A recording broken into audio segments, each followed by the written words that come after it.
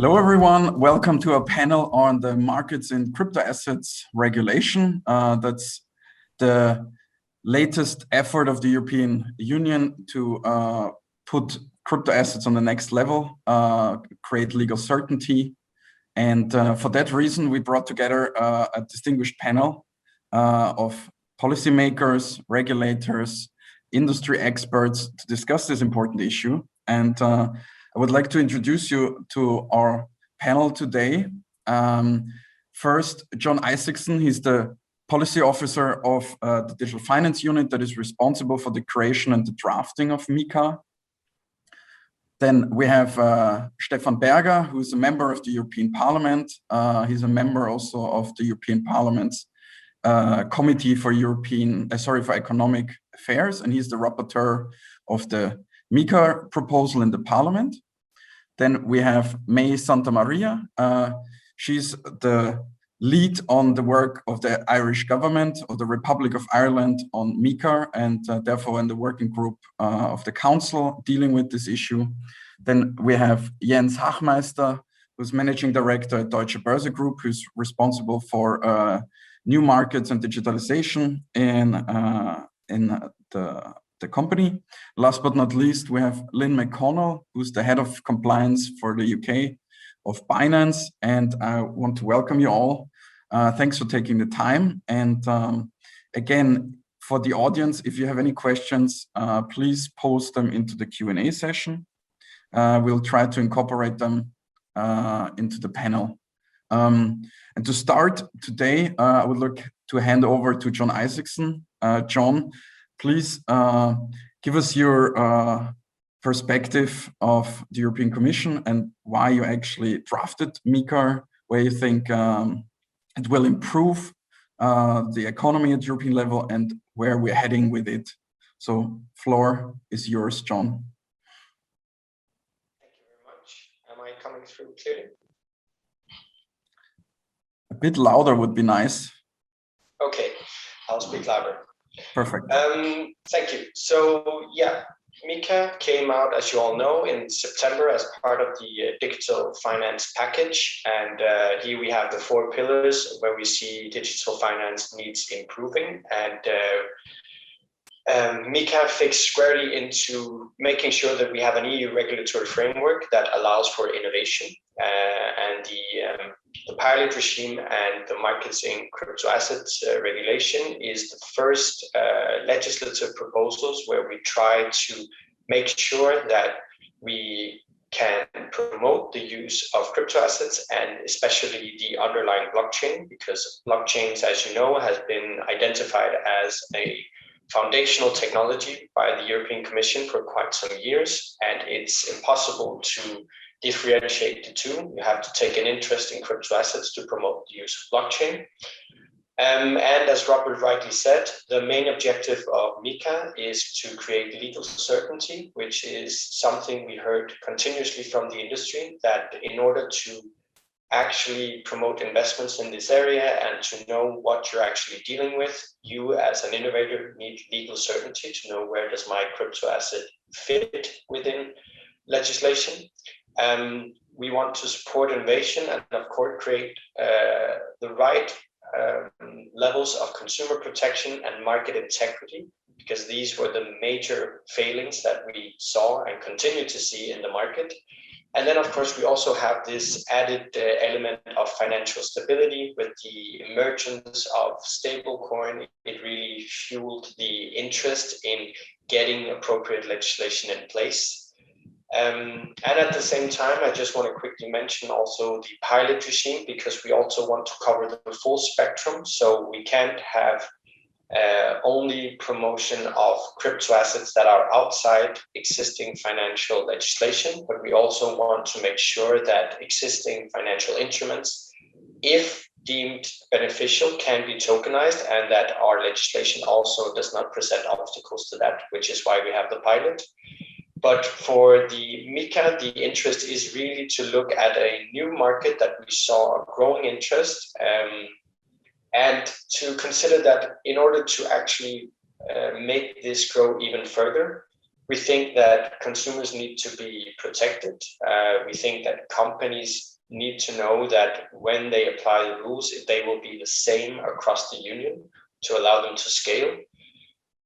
So this is what, in a nutshell, what MiCAR is all about, finding the right balance between promoting some very, very new assets and a new technology, and of course, mitigating the risks and the potential new risks that could actually arise from a wider use of these assets. And right now, we are, of course, in the midst of negotiations. We're progressing well, but I'm guessing we will come back to that quite a bit.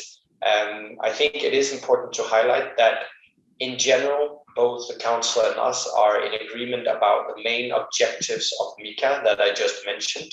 So the negotiations, if you will, are more technical and more about balancing out how much do you promote, how much do you mitigate for risks? So how many provisions do you need on the different protections you want to create for the companies? So it's very much a balancing act, and it's very much a moving target. So yeah, I think that's important to bear in mind that overall we all see the need for MiCAR and want it to become applicable as quickly as possible.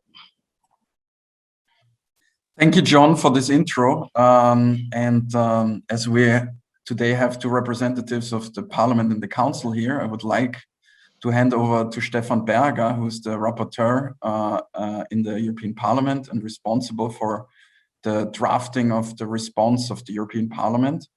And I know that last week there were the deadline for written comments or written amendments in the Parliament. So you probably now, a week later, have a pretty good overview of where the Parliament is heading to. And we would be happy if you could give us an overview of what the key points are that you as a responsible rapporteur for the file want to address, and where you think there's still a way to go, whereas points that you think there's need for discussions, and where you can already maybe envision a timeline or how you can envision a timeline for the way forward in the Parliament. So Stefan, please, over to you. Thank you, Robert, and thank you for the invitation to participate in this very interesting panel. It's always a time for discussions, and looking at MiCAR, we have a very important and future-orientated proposal on the table. As it was said by John, we have recent studies. For example, the World Economic Forum assumes that in the next 10 years, approximately $10 trillion will be tokenized. With the help of the blockchain, of course, 10 years ago, none of us has heard of Bitcoin or something. And today, the market capitalization of crypto assets is about 780, 800 billion euros. And the central banks had not seen or touched a single euro of this volume. So we are at the beginning of a new development. It's all about tokens. It's about stable coins. And this is not a temporary trend. This is a big part of the future. So therefore, I very much welcome the MiCAR proposal by the European Commission. And the Commission proposal was already a very good basis. I have a large amount of feedbacks, a large amount of comments, and all this showed that we still need a few improvements. In the European Parliament, you described it, there was the deadline for the amendments, and I received from other political groups about 1,200 amendments, more than 1,000 amendments the politicians made in the European Parliament. So this shows that I have a lot to do, and this shows that we have a big discussion in front, and and we have something to do. The first thing I want to point out is that we want to install principles like same risks, same rules. Everybody knows that we have not a new financial world, we have a financial world, and for the new crypto or whatever financial world, we have to install the principles, same risks, same rules as they are for the old world. And the goal is to ensure a fair, level playing field between existing market participants and new actors. The second very big thing is the sovereignty of the Eurozone. Everybody is talking about stablecoins. We saw it in the panel before. And everybody knows about the big impact and the problems about stablecoins. It's not about only what happened to the Tether coin. It's a discussion about DM. And for me, it's very necessary that we must ensure that business models does not endanger our monetary stability. So for me, the right place for politics is the authorization process. And for me, the ECB should have the ultimate sovereignty over the Eurozone. And therefore, in the Parliament, we are discussing a mandatory positive test start of the ECB during the authorization procedure of new asset reference tokens. So that the ECB can say, for example, yes or no to a new coin, and can maybe have a little bit of control. Then we have the next big thing. It's all about transparency, anti-money laundering. People are criticizing cryptocurrencies. It's a big discussion about illegal activities, and this was not addressed in the MiCAR file. So in the European Parliament, we are discussing about different proposals how to address this issue. I think it's not the most important thing, but we have to discuss a little bit about this very interesting topic. And as a rapporteur, my suggestion is to include an internal control mechanisms that ensure traceability of transfers. It's all about consumer rights, consumer protection, and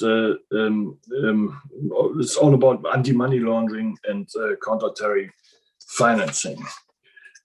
The next thing is about capital requirements. What does a company need if they want to release coins? And so own fund requirements for asset reference token issuers should be similar to those requirements that are applicable to banks and investment firms under the capital requirement regulation.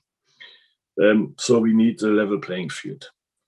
Then one of the basic things is a digital is a DLT, the distributed ledger definition. Here's my goal: to find a definition that matches with the general understanding of distributed ledger technology.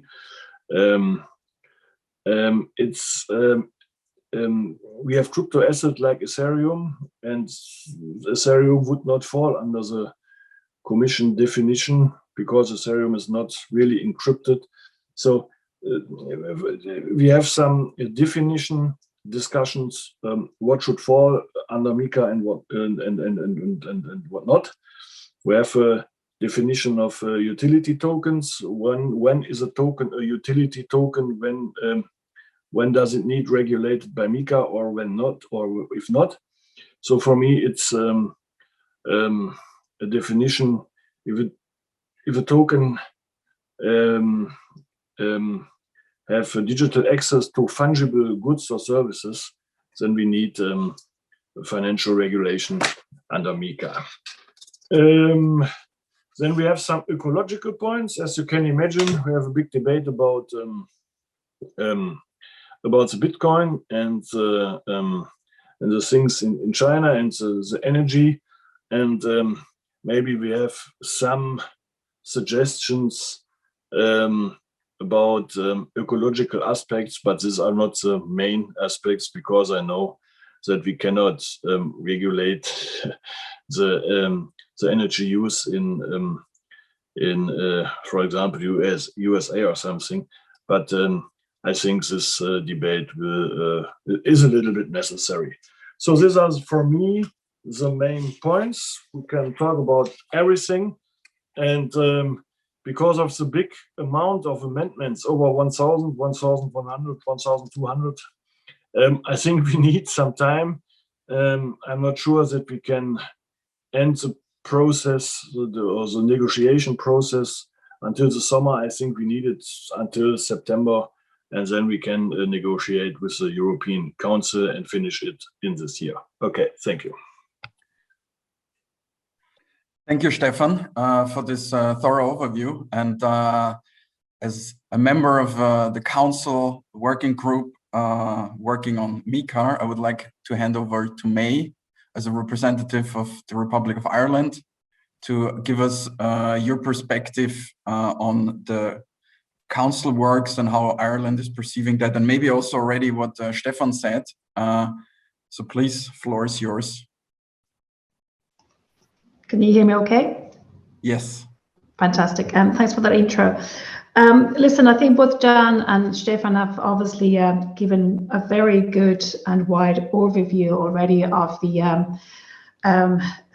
aim of the original regulation from the Commission, what they're trying to do, but also how complex the regulation has been.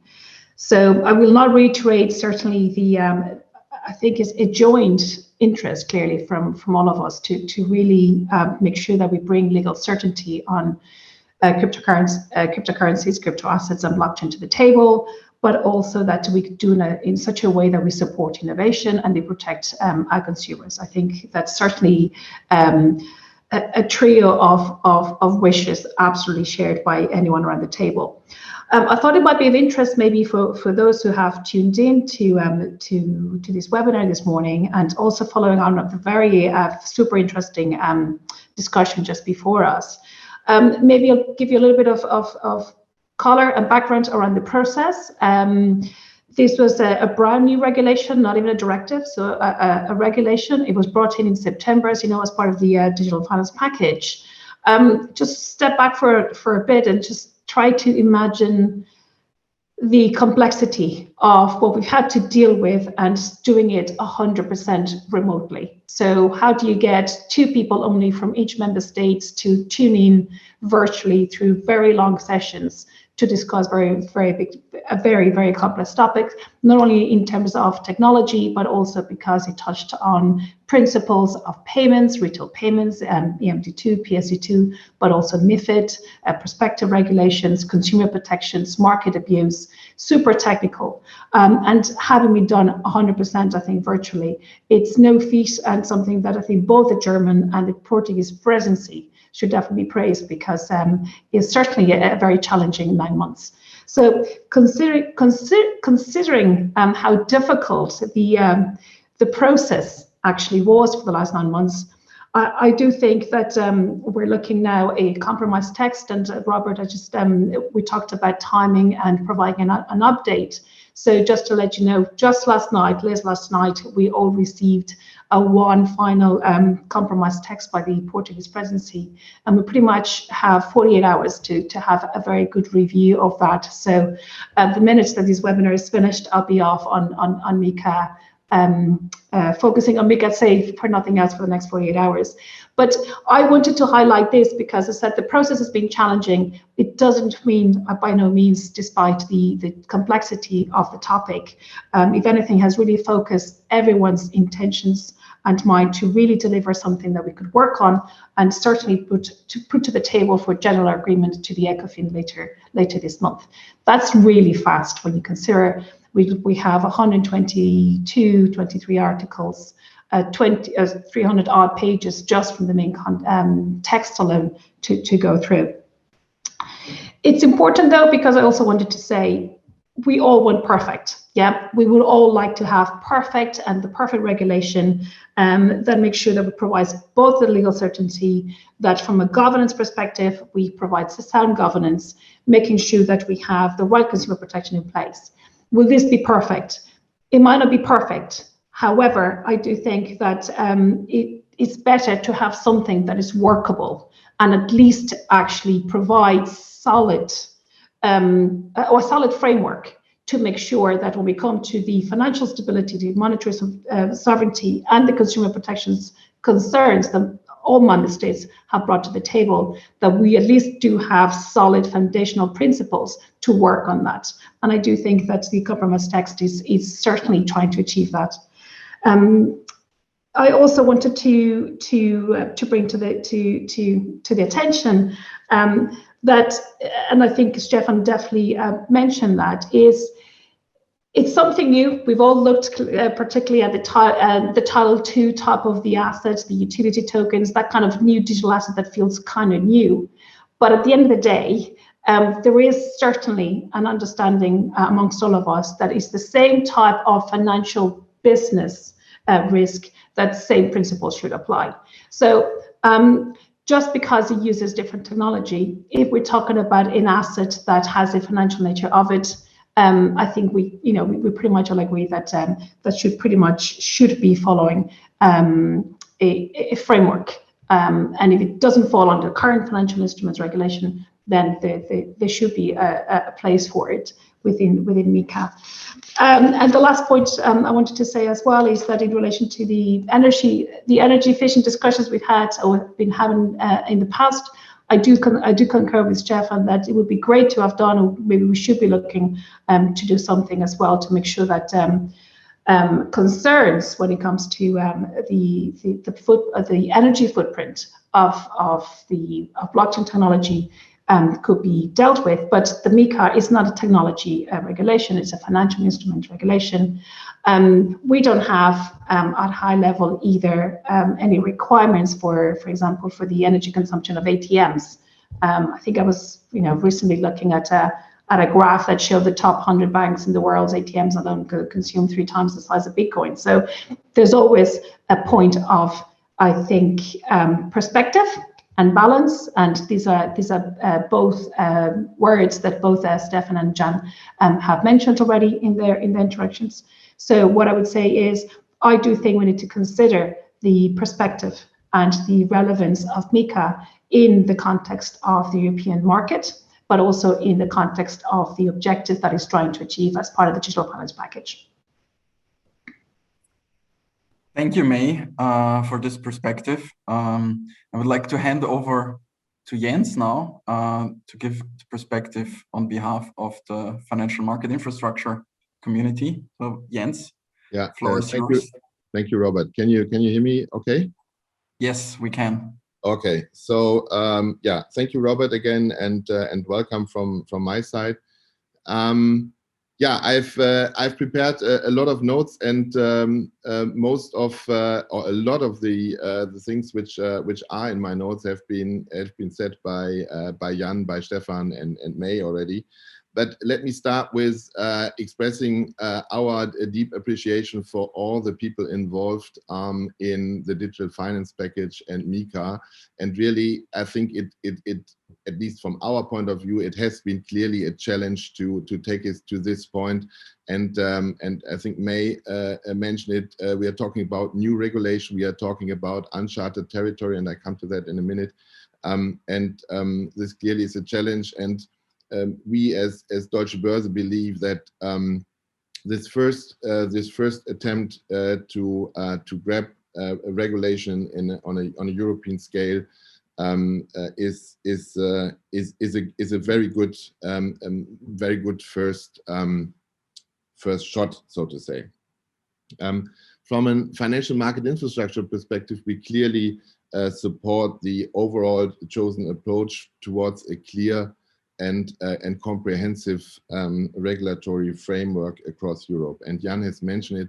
All the good aims we clearly support, be it the legal certainty, be it the support of innovation, market integrity, obviously, and investor and consumer protection, as well as financial stability.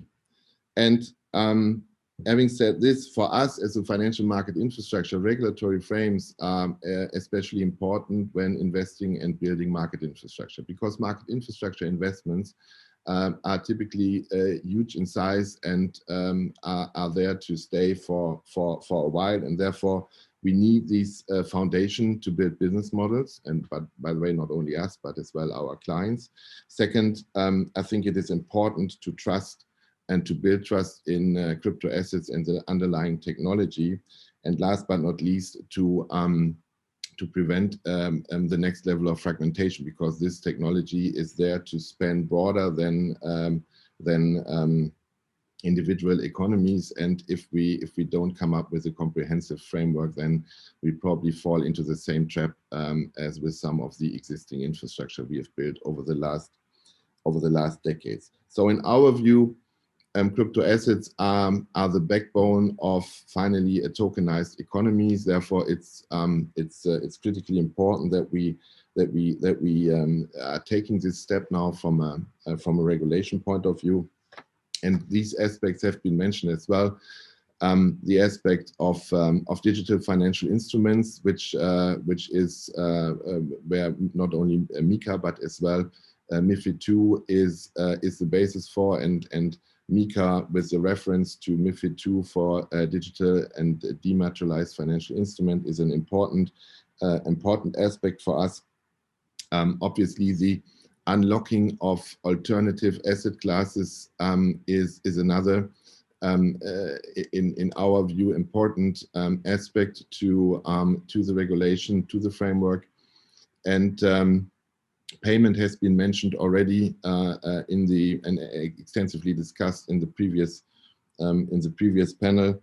But payment, and to enable a payment on ledger, and then finally to realize real DVP with both legs, so with the delivery of the digital asset and at the same time with a digital payment solution, is critically important in order to really move to this network and tokenized economy.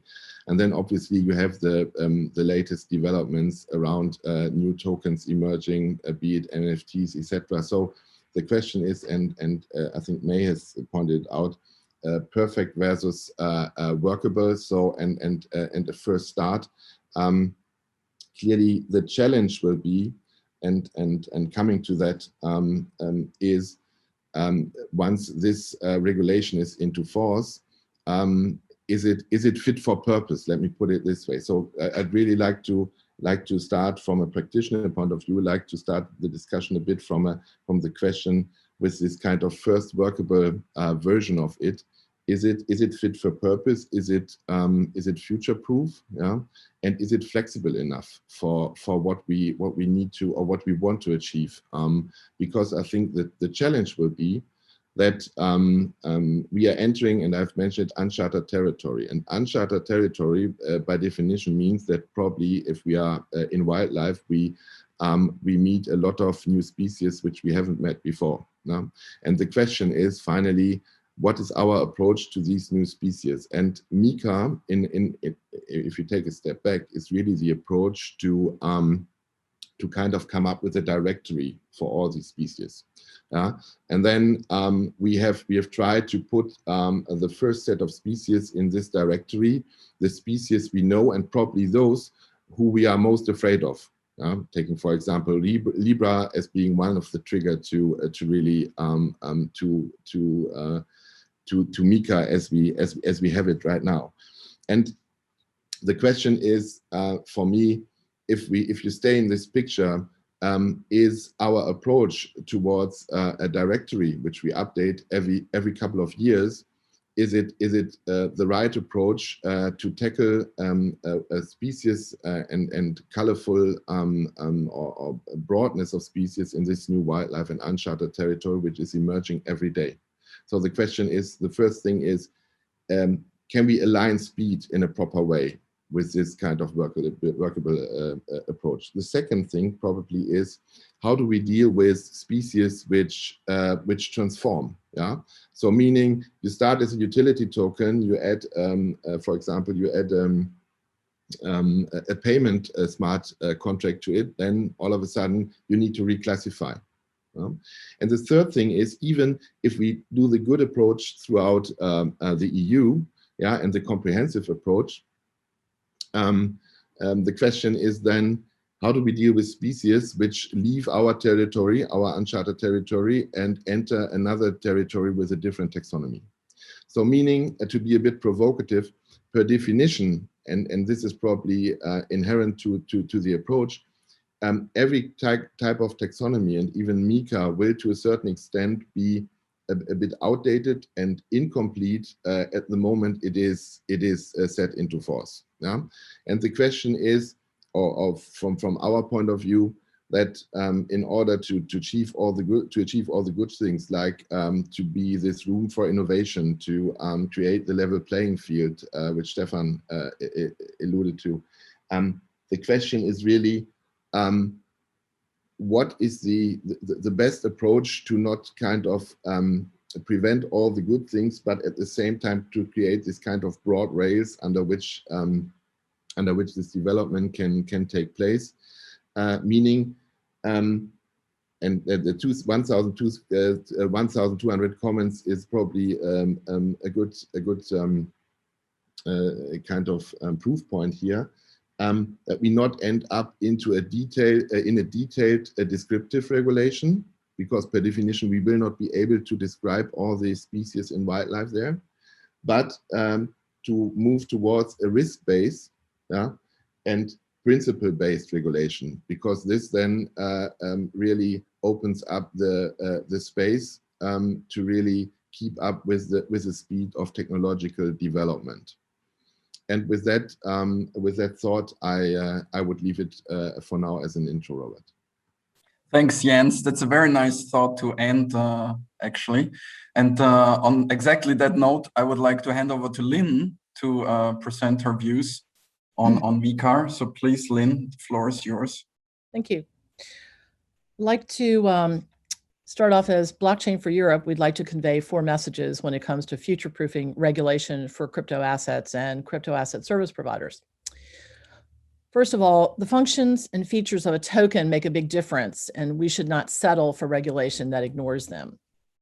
Secondly, blockchain just creates digital representations. That's what the highlight does. That's what the technology does, and let's not make it overcomplicated.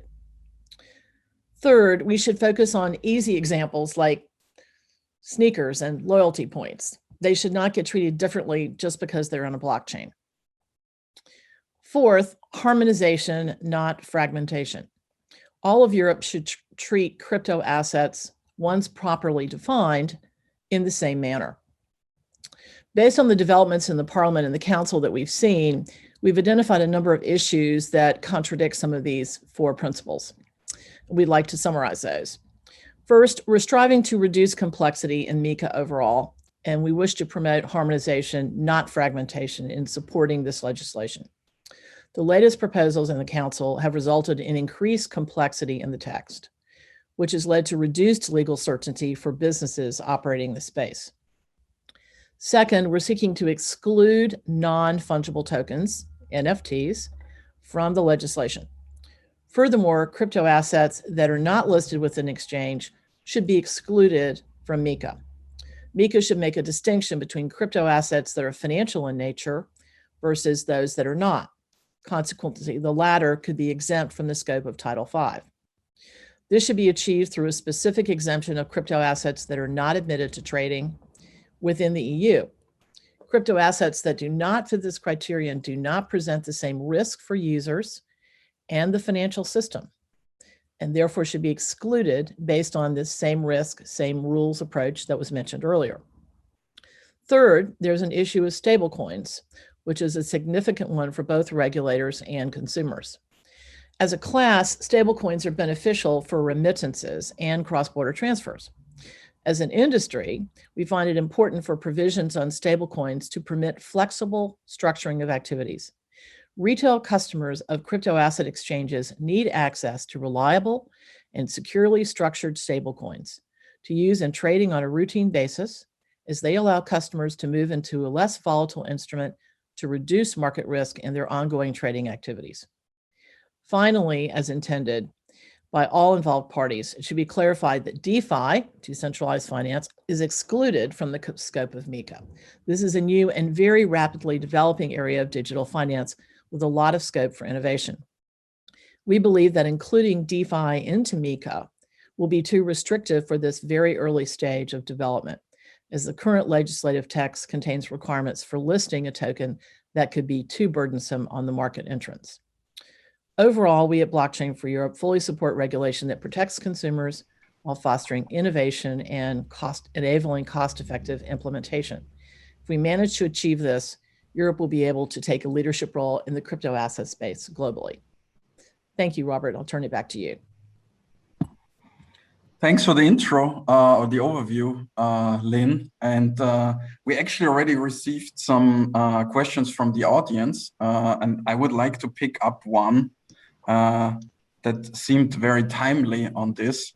And that is the question, what is the reason? And then maybe that's something I can hand over directly to Stefan and John.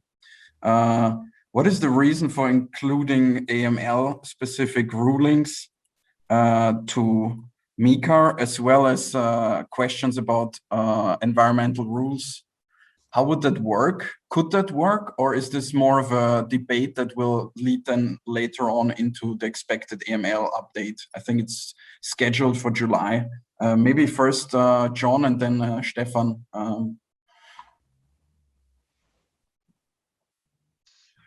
Thank you.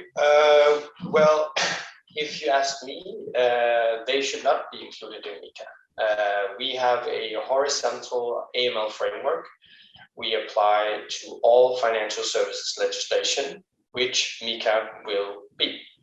So crypto assets has already been covered by AML D5. We were one of the first jurisdictions, and we did it following the international recommendations at the time.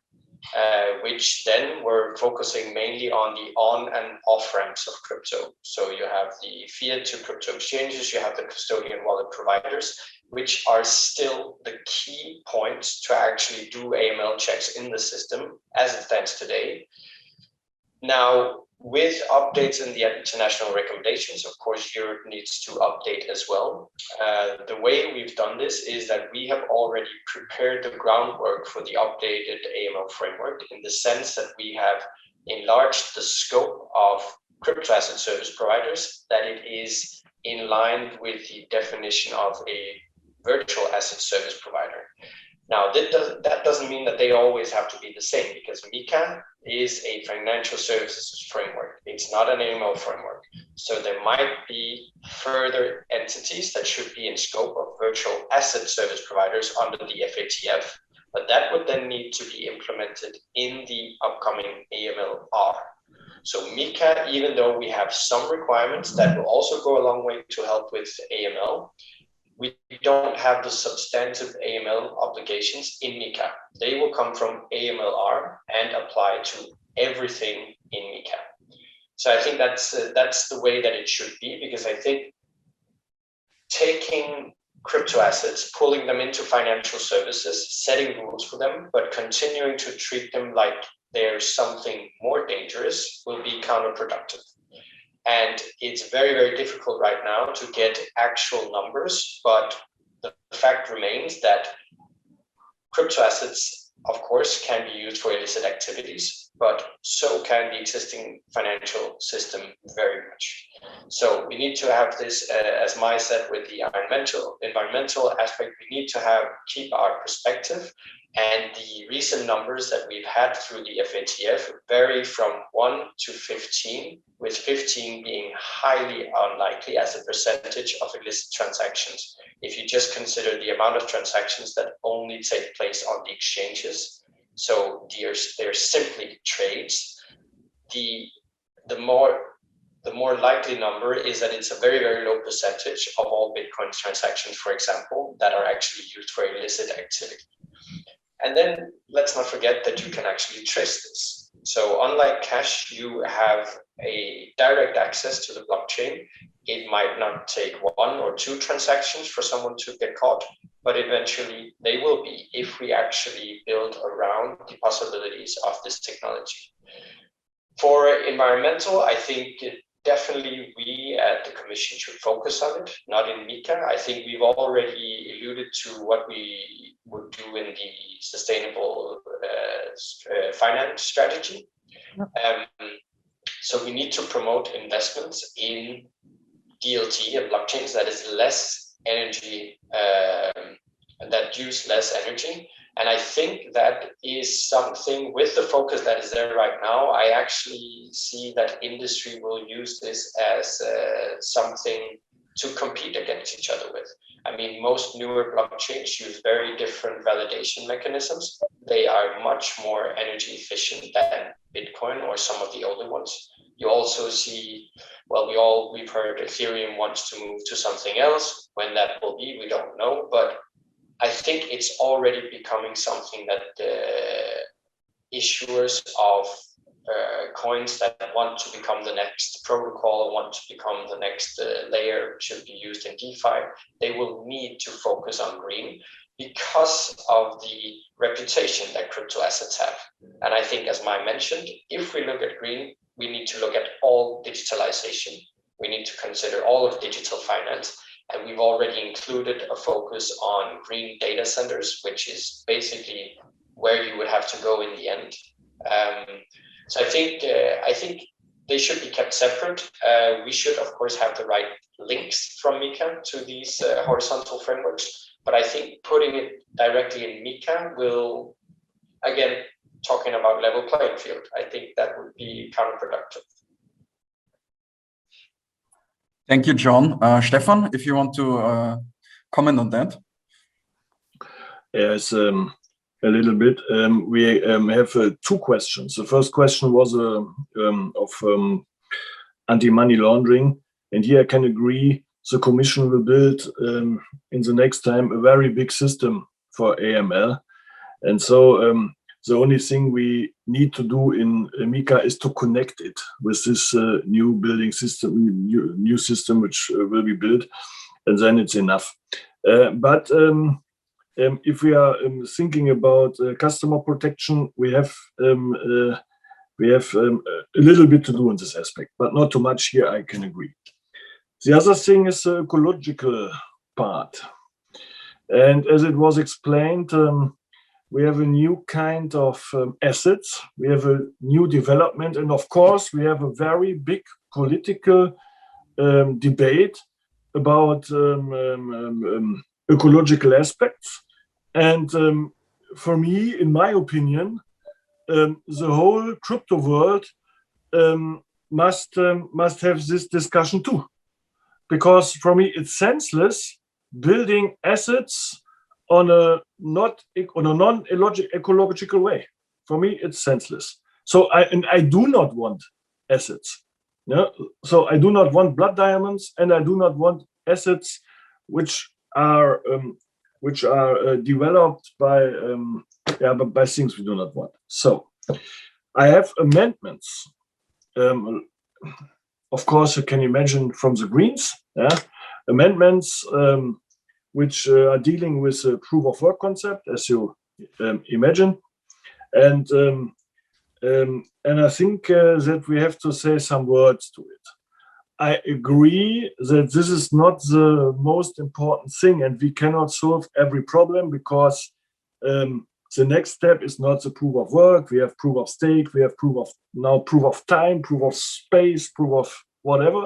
Yeah, and we can imagine that in the next years, tokens and everything is made in a more ecological way. But this we have to address in MiCAR. This is my opinion. And we have to address in a way that it does not hurt the existing system, but that makes clear that we want a way the whole society can say okay to it. So these are my aspects. And in the year 2021, the European Parliament cannot away without taking environmental issues into consideration. Thank you, Stefan, for these clear words. I would like to go over to you, May, because what Lynn and Jens said about, potential over-complexifying it rather than giving it a big, broad framework. Would you agree with that? Do you think there is a point to these comments, or do you think you addressed it in the council text? And would be nice to hear what your view is on that. Okay. Listen, thanks for the challenging. I thought I was going to get the easy question about the FATFA and the economic. No, I hear and probably John, there was of the Portuguese presidency will say that certainly from an Irish perspective we were big on not being complex.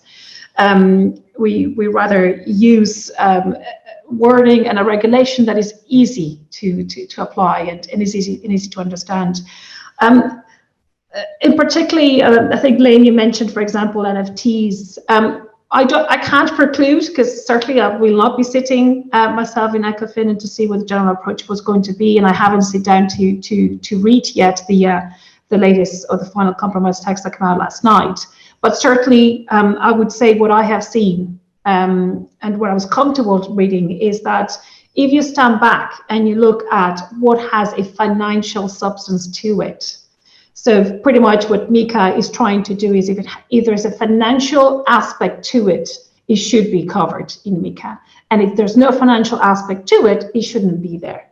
And the easiest way to explain this is, and let's not get back down now, for example, on the NFTs or the utility token, but it's pretty much is you can hold something, and you could hold a painting and you could just buy it and just hang it on your dining room and just leave it there, right?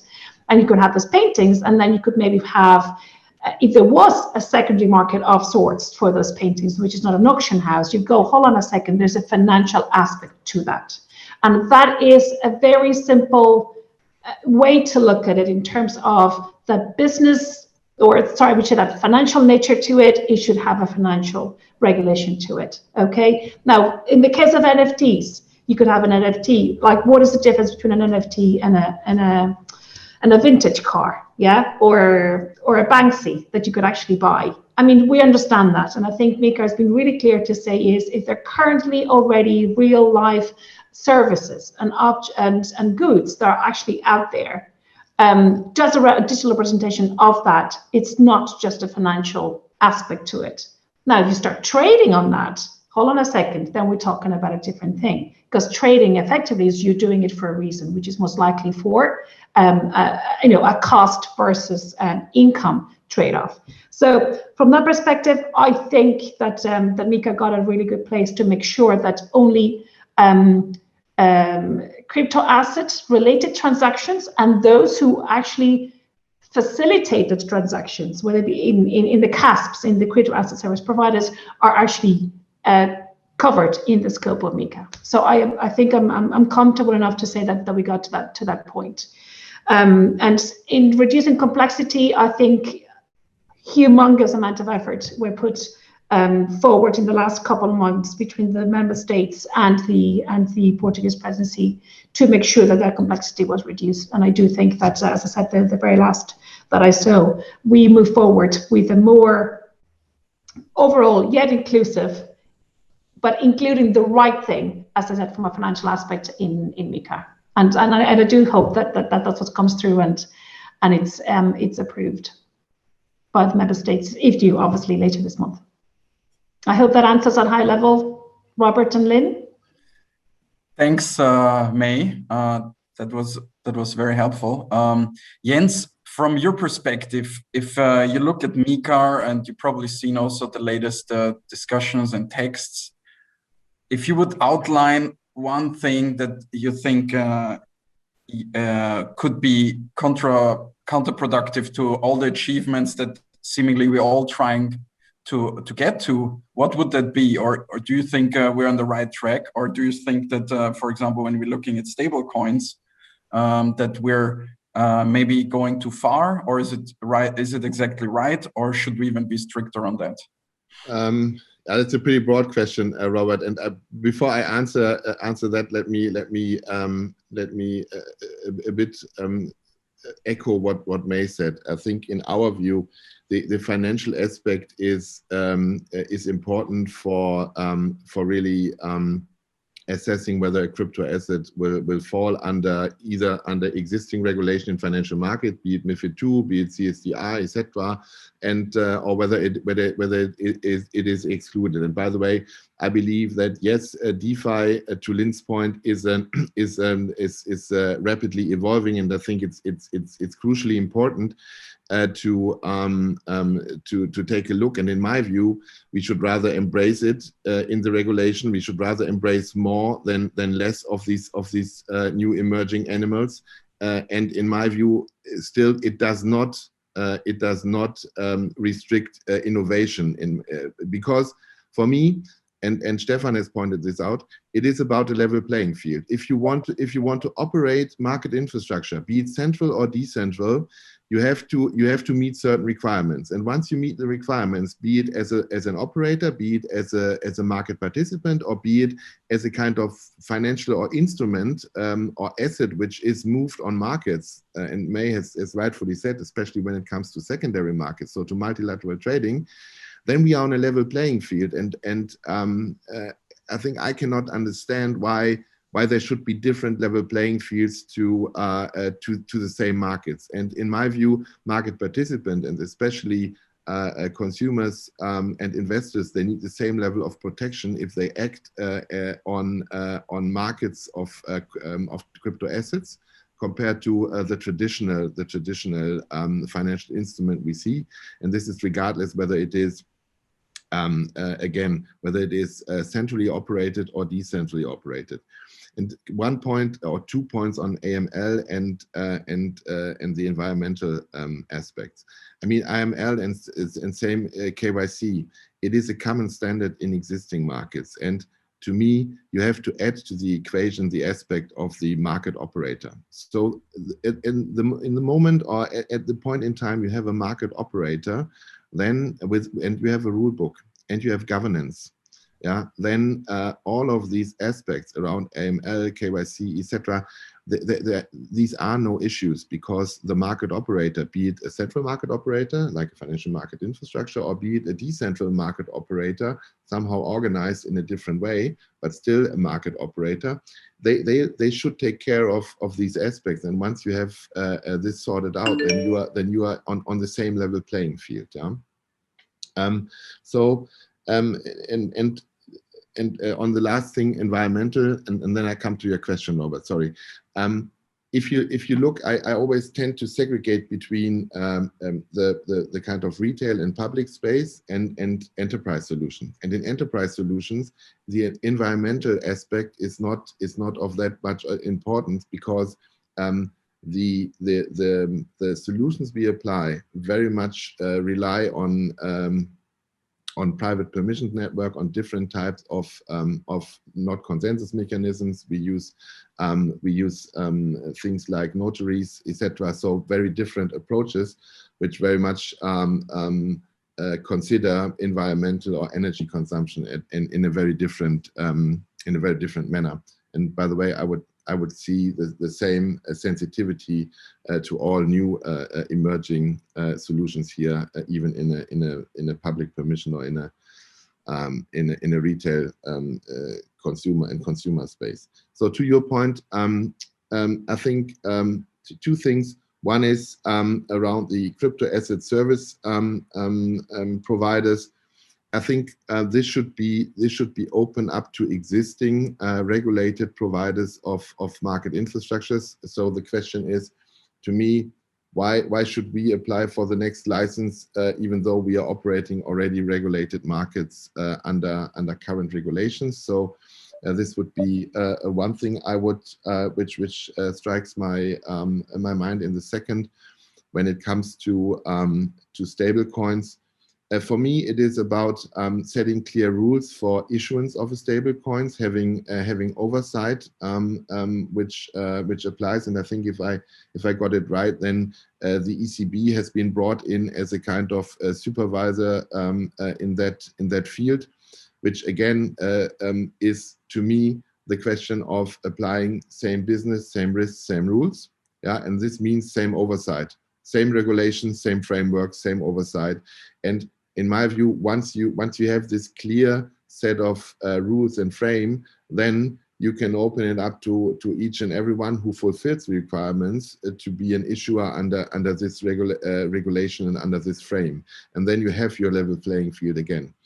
And one last remark on that one, I think that stable coins, if you get it right, can be a good kind of a transition towards a world of CBDC, so a kind of interim or bridge solution until we see CBDC, always in a controlled and regulated fashion. And in my view, you should take a look, for example, especially at synthetic stable coins, which in my view imply different risks compared to real packed stable coins we see around.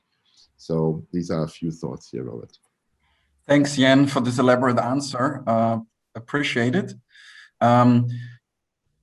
Lynn, we mentioned earlier NFTs, and now Jens also mentioned stable coins. And as you outlined in your comments or speech, could you maybe shed a bit on light on some of the complexities around those topics, on for example NFTs, how they operate in practice, or also stable coins, what they're used for? I think that's also probably sometimes underestimated and or sometimes maybe even misunderstood. So if you could maybe give a bit of an overview of that, that would be, I think, helpful.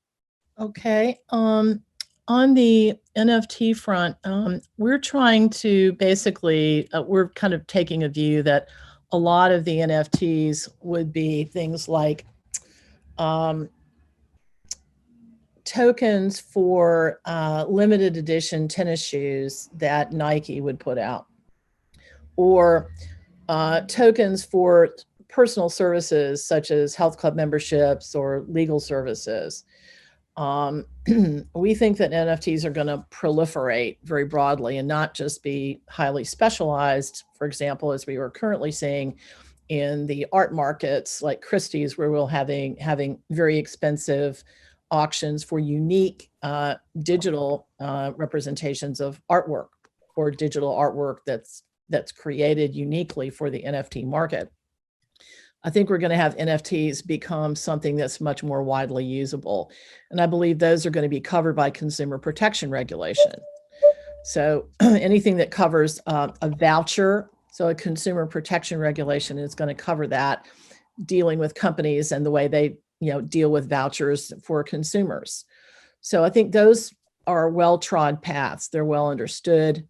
And so that's why I think we should take out NFTs, because I think they're going to be dealt with under other existing consumer protection regulation. I do acknowledge May's comment around secondary markets, particularly in the example of, let's say, art auctions. But I believe those would be dealt with by the property laws, or possibly even some tax regulations as well. Certainly here in the UK would be the property laws. So I think we may have other frameworks that we need to carefully consider, so that we don't layer on an additional crypto asset framework on top of existing well understood regulation. So that's what I'd say about NFTs. With respect to stable coins, if you're trading on your app and you want to move out of a currency, a cryptocurrency that's moved up a lot that particular morning, let's say, and you've got some profit and you want to hold on to it, you can tap on your app and quickly move into another cryptocurrency inside of your exchange account. So you could move from, Bitcoin into some stable coin that you've selected, that you already know how to trade. So that's very easy and very quick to do. But what it does is it allows you to move from possibly more active or volatile, an instrument that's experiencing more volatility to one that's very low volatility. And that allows you to lock in your profits or stabilize the activity in your account. So these are something that consumers want to have, and they want to have reliable and securely structured stable coins so that they can have confidence when they use them in these settings. So that's why it's important to have well understood, well structured stable coins, and for the framework for those to be broadly understood and well structured for the EU. However, I do believe that we may be focusing on some of the political aspects when we're talking about the ECB as the approving party. And I do want to just point out that the European framework already has in the ESAs, the European Supervisory Authorities, the Europeans, the EBA, and they have served as a technical banking supervisor for financial activities for many years and have done a very good job of it. So you may be able to use the existing ESA structure and framework for that and let them make determinations around and provide technical guidance around stablecoins, which I think would be very much within the existing framework of the way the European system works. So I don't know if that covers some of the points you wanted to cover, Robert. Thanks for the answers, Lynn. I think they did indeed. And maybe also because I think Stefan and May probably have some views on that. Maybe we start with you, May, if you want to comment, please, and then Stefan. Sorry, it was just I was nodding there like one of those bunny statues, but or doggy statues. But yes, Lynn, I mean, we hear you, and I think we've heard you. And say both John and Stefan would probably to second what I say. We totally hear you when it comes to NFTs. And this was it certainly underpins my comments about it. There has to be a proper financial nature, and if the service or the assets already exist, just because there's a digital representation of that through the use of blockchain, it doesn't mean that it should be under MiCAR, right? So we already have auction houses, we already have property laws. This is already happening. We just happens that we have created a new virtual world that goes with this. I think that's point number one. And the point on the ESAs. A lot of time has spent on supervision, and as I said, John will probably provide a lot and a better color than I can. I totally hear you. I think it's still in the spirit of we would all want to have something perfect, but at least let's have something that works now. And clearly, building on the strength of the current supervisory framework that we have in Europe, it's important. We also cannot forget that the European Union, we do have some member states that do utilize the euro, but not all member states utilize the euro. So from a stablecoin perspective, and for example, from a governance from the ECB, how would that tally up? So there's clearly the conversation has really, I think, been really focusing on. We see the ambition, I think, in MiCAR of a borderless market, a digital market for Europe. And as such, in that ambition, you'd think, could we have something centralized that looks over that? However, we're not there yet in terms of we already have a current supervisory mechanism and ESAs that are very good that we could potentially use of those. So how do we marry up the ambition and what we currently have? And I do think that the discussions that we've had will have yielded a workable structure in MiCAR. Sorry, Lena, I hope that answers the two questions there. Thank you, May. Very good. Stefan, if you would like to comment on the points as well, then please. I have just only a comment to stablecoins. I do not have the view of Binance or the view of Coinbase or whatever. For me, the stablecoin not only an instrument what you have in your portfolio.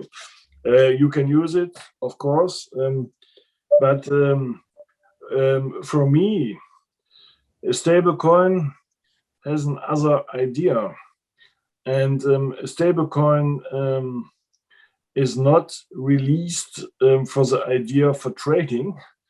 The big projects we see with stablecoins, like DM or like a possible stablecoin, Amazon is planning or something, is to make sure that billions of people are using your own ecosystem. And this is not what I want as a politician, because we are talking about assets and not about new money. Of course, you can asset users' money, but in the end, for me, it's necessary that in the end of money, there is a public institution and not a private institution. It could the idea that Mark Zuckerberg is the central bank is for me not a good perspective for society. And so this was the reason why we made the amendments that the ECB should have a mandatory positive state during the authorization process, because if a stable coin is released, it's in the world and you can use it, you cannot stop it. So this, for me, it's the right thing is to look in the authorization process. And in the end, I do not want stable coins. For me, I'm a conservative politician. I want a CBDC, and this CBDC you can use in the purpose, for example, for Binance or in Coinbase. They can use a CBDC. You do not need a stablecoin released by a private company. So this is my idea. I have to stablecoin. It's different for me because it's not an asset.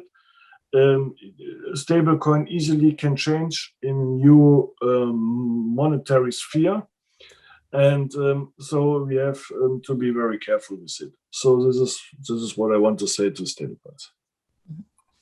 Thank you, Stefan. I don't know, Jens or Lynn, if you want to comment, or John as well. Well, yeah, sure. I completely agree on the last point of Stefan. I think the best response to a stablecoin is not more and tougher regulation through MiCAR, but a digital euro. Because I think, I mean,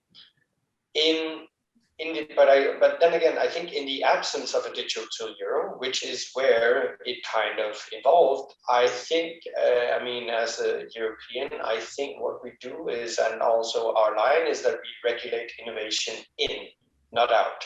So they should be allowed to exist. There should be appropriate rules, definitely, because you're very right that they are not only an asset that you would trade on an exchange. You would use it, as Lynn said, you would use it to be the coin that you would hold when you think, okay, now I need to diversify, I need to go out of some of these volatile coins. They can be used to start up the different decentralized finance projects where the more stable the coin you use is, the better. So I think we need to find a balance where we can make sure that they can exist, but with the appropriate balance. For example, powers for central banks, ECB or whatever relevant central bank it would be, depending on the currency, to say or to assess whether there is an issue on monetary sovereignty, monetary policy transmission. And I think that's, as Maya had also said, this is probably one of the points that we spent most time on in the negotiations, and we'll probably continue to stabilize the text on this because it is sensitive, and of course it should be. I personally don't think that it is too dangerous in Europe, because I think we will see. We will see stable coins denominated in euro, and I think it is unlikely that we would see a dollarization, because Europeans would, like they use PayPal, you go in and out of PayPal. You don't fill up your account with US dollar denominated e-money and then just have them there, because you need to use euro for the most part of your private life. So I think we don't have to be too afraid, and I think we should at least strike a balance so we do not simply discourage innovation. And then I think then hopefully that will also respond in a European private response to what we see outside of Europe. I just want to come back very quickly, if we have time, on one of the points that Jens made, and some of the things that I've heard now is that at least the way that it was intended, the way that we proposed it, it should be made clear that we definitely want to have a level playing field, but a level playing field that a financial instrument, if tokenized, is treated the same. MiCAR instruments are not financial instruments. They are something new.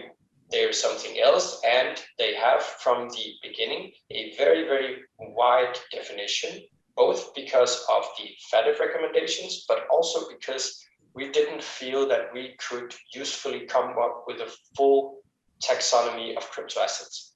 They're more than a couple of thousands in existence, and they keep coming out and they keep getting changed. But if they fit under existing rules, they are treated under existing rules. If not, they end up in MiCAR. And then even when you go into MiCAR, you also have the negative definition that says, okay, is it an e-money token? No. Is it an asset reference token? No. And then you enter that bulk of the remainder that are just general crypto assets. Within that one, where we see also some of the issues, we have, of course, utility tokens. We have all kinds of tokens that you could say don't really have a financial use. But I would remind you again that before MiCAR, none of them had a financial use. We have said now they have a financial use. So we pulled them all in because the liquidity and the tradability of something that is tokenized means that it very quickly becomes a financial use. That doesn't matter if it's access to a service, if it's something else. If it's traded on a trading platform, the consumer has no idea of the difference, and it has a financial use because you jump in and out of it. You are on markets. NFTs, all those things, we don't want to capture them. We want to make sure the exemptions are right.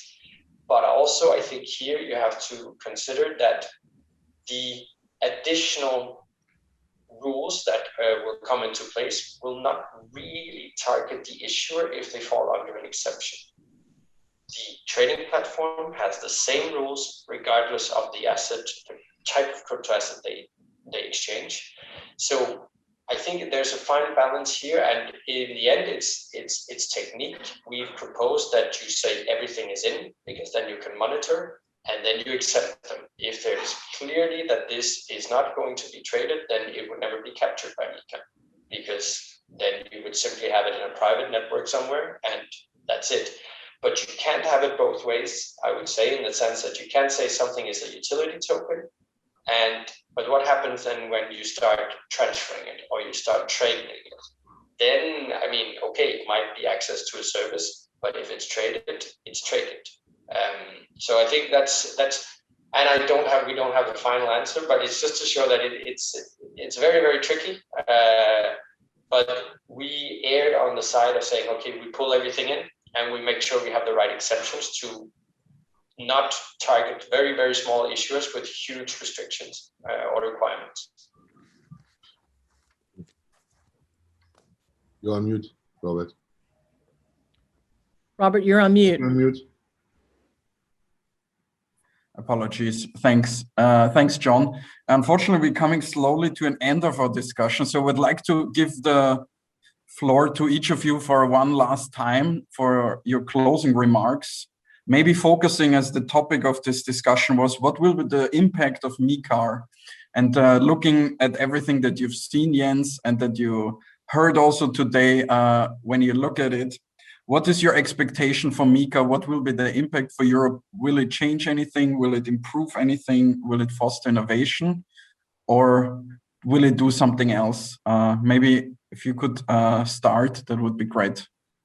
Okay, Robert, let me try to tackle your question. So in my view, we'll see clearly a positive impact of MiCAR going forward, because all the good points which John, May, and Stefan have pointed out in this kind of approach, or this attempt to be comprehensive, to grab what is out there, I think is very positive. And I can only reiterate that for us, regulation always is one key foundation for market infrastructure. And this is not only for us as a regulated financial market infrastructure provider, but for all probably different actors out there in Europe. And the second thing I'm truly convinced of, that the idea of a European framework is crucial and critical, especially looking at other things outside Europe. So we need to consider Europe as one market, like we do for a lot of other services and goods, etc., in order to finally compete to be it Asia, be it China, be it the big techs in the US. So we really need to get our act together, and I truly believe that MiCAR is a crucial point here. Second, I think it's always, and May has put it nicely, it's per definition not perfect. And John, I like how you were again re-explaining the ideas, and I think the ideas are all right from our perspective. I mean, you can always do twists and tweaks, but I think it's more important to now get this over the line, to have this kind of first version out there, and then we can take it from there. If you allow me, I would like to have one comment on the stablecoin discussion again. I think stablecoin and CBDC sometimes, to me, is too much focus on the digital cash aspect. Yeah, we need a solution for the digital and programmable wholesale version, and we need a solution for commercial bank money in a digital shape and form. This is, to me, there is more color to stable coins. So whenever I think they are issued, for example, by financial institutions, they fulfill very different purposes. So probably it needs a bit more a broader and more elaborated view of this. This was a side remark. But to sum it up, I think it is a great piece of work. We should get it out there, to really see how it hopefully positively impact the business development in Europe, and then take it from there as quickly as possible. Thanks, Jens. Lynn, any concluding remarks? And you're on mute. Thank you. I think we'd like to see clear definitions throughout all of the regulation proposed. I think we also don't want to see over-reliance on other frameworks, like over-reliance on MiFID approaches. They may be too heavy, or borrowing from, let's say, FATF definitions, because that's more of a global framework, and you could end up with some unintended consequences when you borrow from other frameworks. So keep it clear, keep it very straightforward and simple as much as possible, and try to have MiCAR be truly set up for the world of digital assets. Thank you. Thanks, Lynn. Over to you, May. No pressure to fulfill all of this. No pressure whatsoever. Listen, I do think I echo probably most of the people on this panel. I am feeling positive. I'm feeling positive on a few counts. First of all, it's a regulation, it's not a directive. So in terms of harmonization and the potential for fragmentation is gone. So it will be tough, but at least I think we're starting off very good on this. I mean, and as you know, EMD2, there's all directives. So I think it's a regulation. Let's crack on, I think, with this. The second is, we just forget we've achieved a lot in 9 months, and only if you just look at the US, for example, they've just announced they want to do a working or task force of sorts, bringing in the SEC, the CFTC, and the OCC. We're lucky enough that at least all of those diverse supervisory bodies have been working together, being consulted. So I think it's good, and that's why I'm feeling positive as well about this. The third point I'm feeling positive is this is coming in after a year and a half of COVID. I think we cannot underestimate how what I think the Minister for Finance actually mentioned this at the Blockchain Ireland Week speech that he gave last week, that in terms of digitalization and consumer acceptance of, particularly maybe payment or digital payments, we've done in 10 months what probably would have taken 10 years. So in terms of timing and in terms of people and how easy they've actually now just come to live their lives through digital, I think MiCAR would be a very good for the European citizens. And the last point I'd like to make, and I am piggybacking on comments that were made in the previous panel, Robert, which is, and I'm trying to bring in as well the threads of the discussion on the digital currency, but also stable coins, and 2 points of John. As an European, I want a digital euro. I want to not have to worry about cross-border payments, about payments 3 days here and that, and whatever it is. MiCAR would, I think, allow us certainly, potentially, to use that base through private sector, maybe to then have a launch pad for a digital euro. So if we have a private sector framework and plumbing, or something that we can use and it's work and it has the right safeguards, I think it might potentially be easier to then deploy that digital euro, not just in the future. So on all those counts, I'm feeling positive, and it's not going to be perfect, but it certainly will be better than having nothing. Thank you, May. Stefan. So sorry, I have to leave because I have some other things. Sorry for this, but I think in the end, MiCAR is a pioneer work. It's the first regulation of this kind in the world, and I can agree what Jens said. We have new species, and maybe we do something because we are afraid of some species, but it's a beginning. And so this is a starting point, and it opens the door for a lot of new developments. And I think in the end, it's a positive thing. Thank you, Stefan.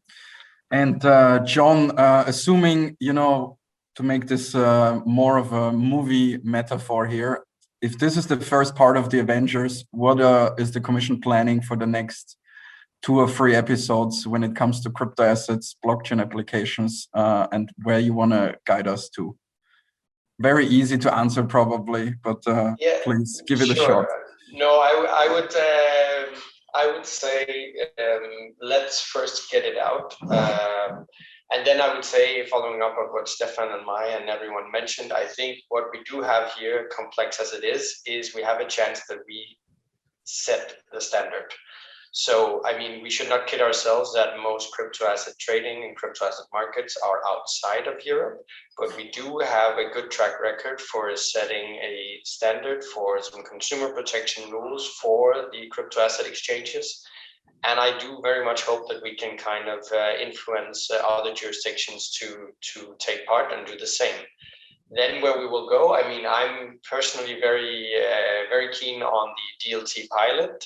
It's hopefully coming at the same time. And to Jens' point, I think it's one of the overlooked things is exactly that stable coins. I mean, it's much more important. It's just as important to focus on settlement coins and focused on tokenized cash on ledger for our existing financial infrastructures and existing financial markets. Because before we have that, we can't really see if there is all the efficiency and gains that we hope for with this technology.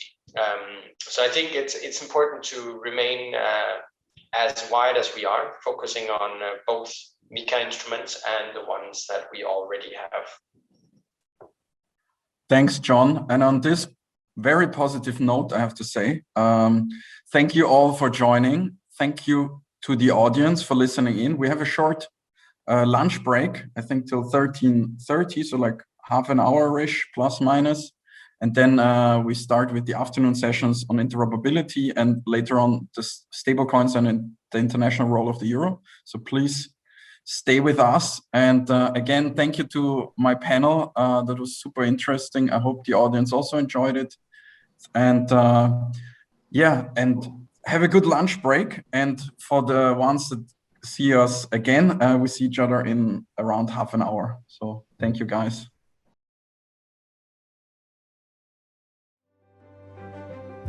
Have you stopped to imagine Europe's digital future and how blockchain can help? Imagine a world where you know exactly where your morning coffee comes from.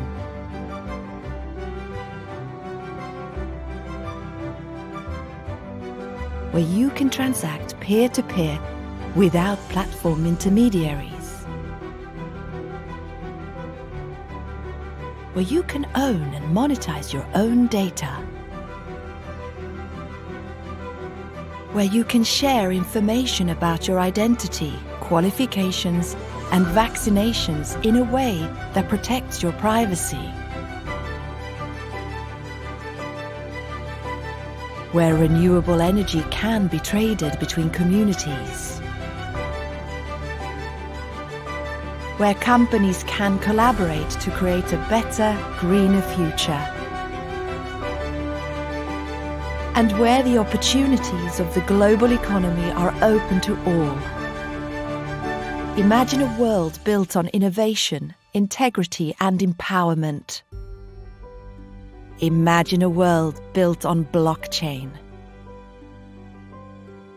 Find out more at blockchainforeurope.eu.